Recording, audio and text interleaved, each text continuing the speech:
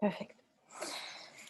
Why does it happen? Why and how women create enemies out of men instead of enjoying this beautiful relationship that is possible? My name is Anastasha Grace. I specialize in transformations and in healings, and I work with unconscious to help my clients to achieve that beautiful life full of happiness, full of self-expression, attract love into their lives, and release past traumas, past woundings, and all the conditionings that we're carrying. And one of the conditionings and traumas that we carry is between masculine and the feminine, between men and women, and that tug of war that happens. Men think that women are there to manipulate them, and women think, or quite often carry, that trauma or belief that men are there to take advantage and objectify them. So what is actually happening? Men are naturally hunters and warriors. They are here to protect what he cherishes, and they're also natural providers. They naturally have this inkling to give, to provide, to serve their country, to serve their family, to serve their community, to serve his woman. And unfortunately, due to different misunderstandings of our dynamics, what happens is women start castrating men or emasculating men. And I will go into more detail. What does it include? What is the list? This information is beautifully described in books and works by Alison Armstrong, where she goes into a lot of details and specific life situations, and I will cover as much as I can in this short video. Why women do that? Why women respond with this automatic and quite often unconscious reaction to emasculate men? Because we feel threatened by this power, this physical strength, this immense energy, and quite often it comes from unsafe childhood or misuse of the masculine, of their strength and power, and a woman learns to use her power, her beauty, and her effect on men to cut them and cut them at the core, slash them, emasculate their power. And how do we do that in the relationship? Notice yourself when you do things like that. You withhold appreciation, admiration, or participation in sex, participation in affection. You don't give that love, affection freely. You are unimpressed by them or by their accomplishments, which is, yes, that's cutting to the core of the masculine. They will be completely crushed. You compare unfairly, or you are impressed by someone else and feel unimpressed by them.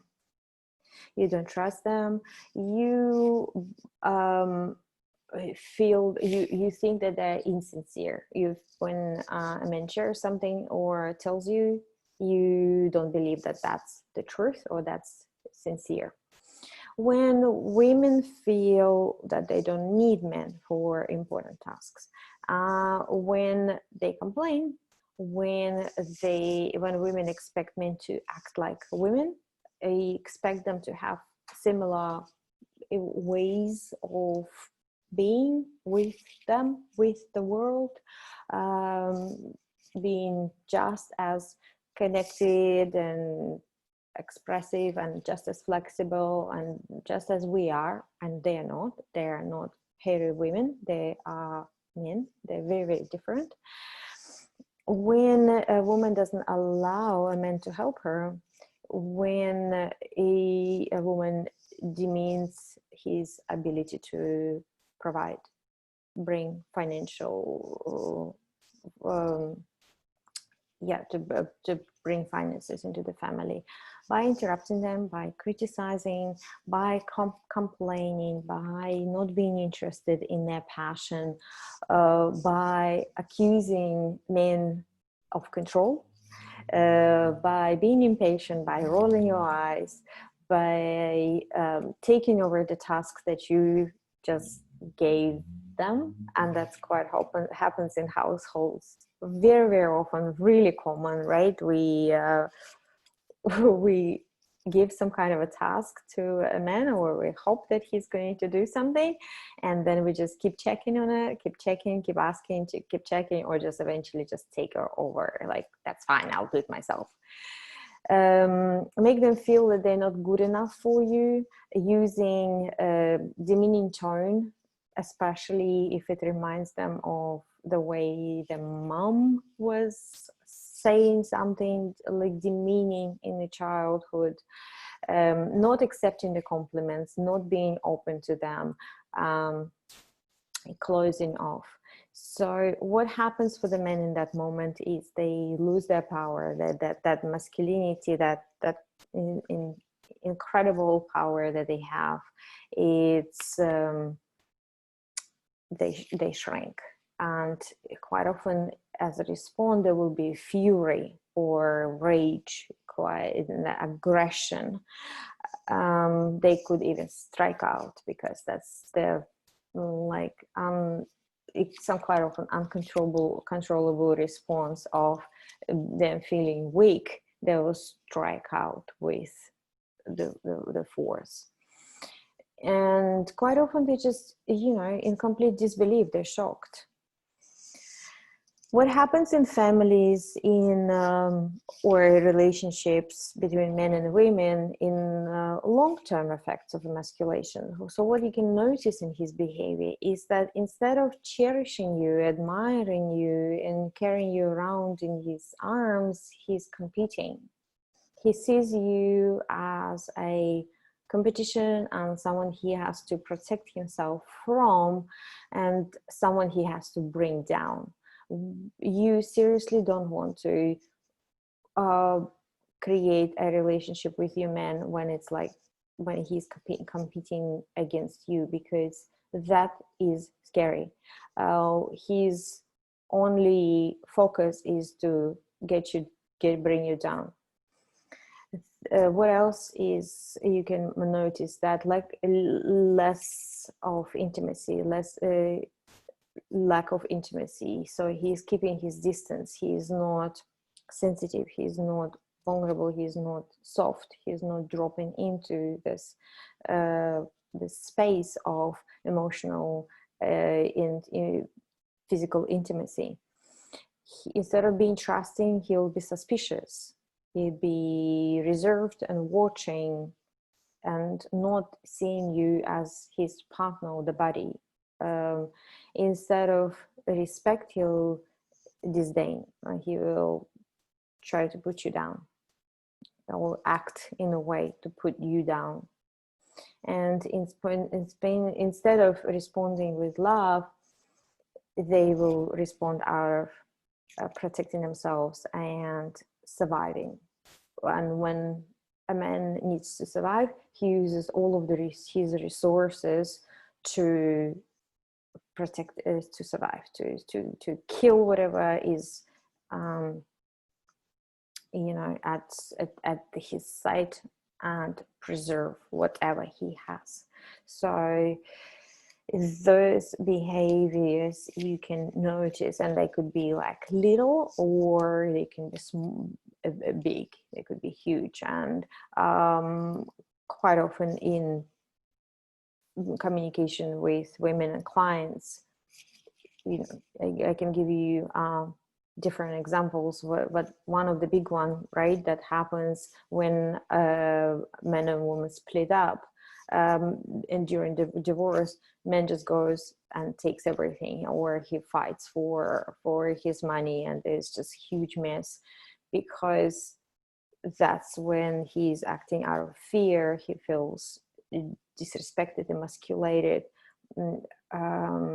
hurt, and they literally start a war on a woman. And men are wired for war from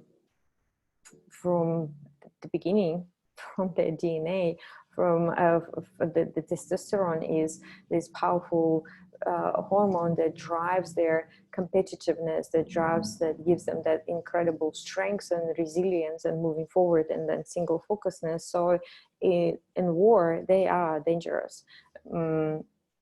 So understanding how men act and respond, it's much easier to actually empower them, and it's much more beautiful, as the relationship between masculine and the feminine is empowering the masculine rather than cutting him out of fear and out of own lack of power. So that's the little girl, that's their disempowered or fearful feminine that does that. You need, and if you start really seeing the difference, is if you remove any kind of fear, upset, any kind of hurt, trauma from your unconscious, from your field, from your behavior, from your thoughts, and you just come out of love, you naturally want to empower another person. You naturally want to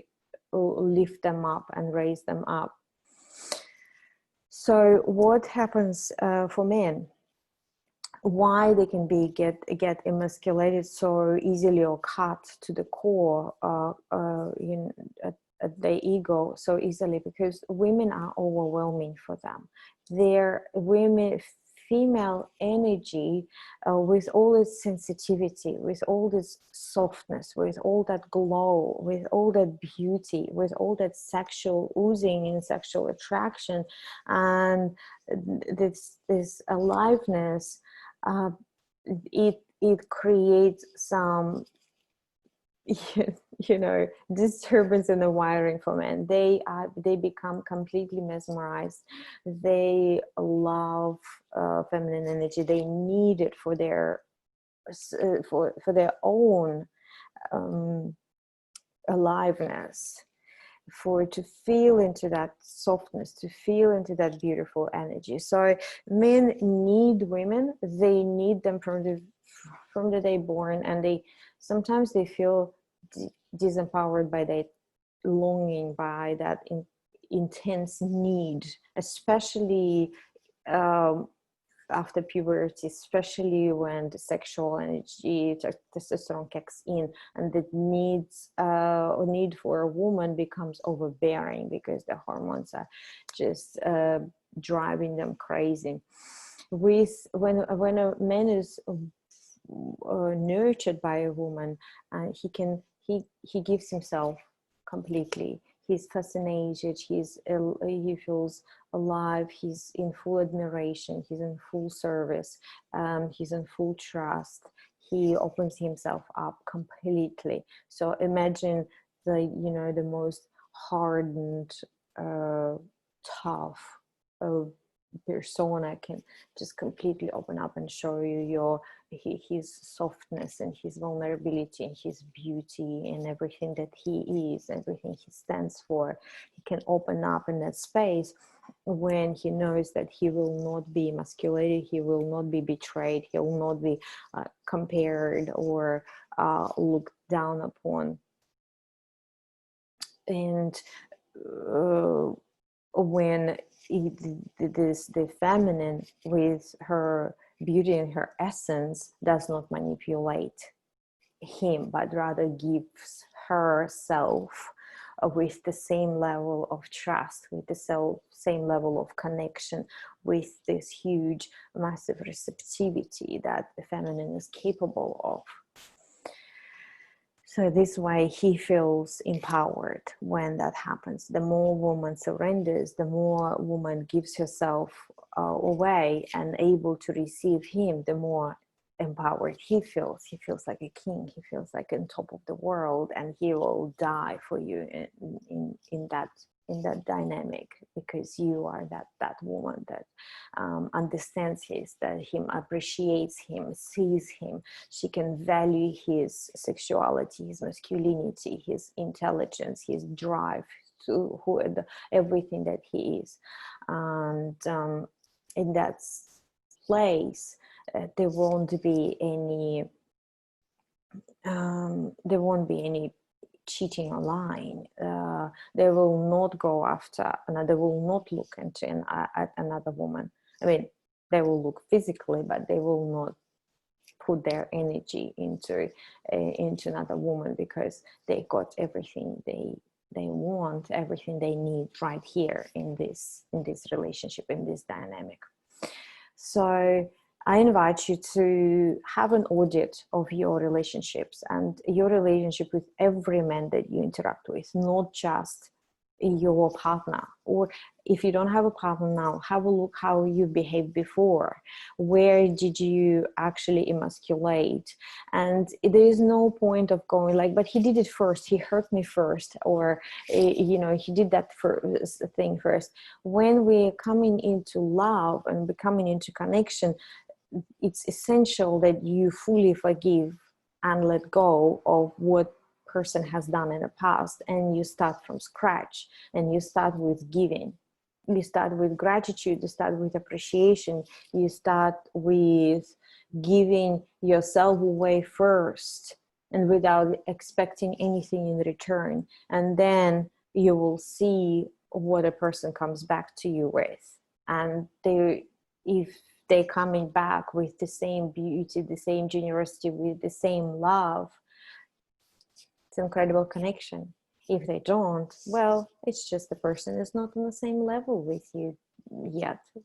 Just, it's not your person. It's they need to grow up, they need to mature, they need to heal. So let them do their own inner work.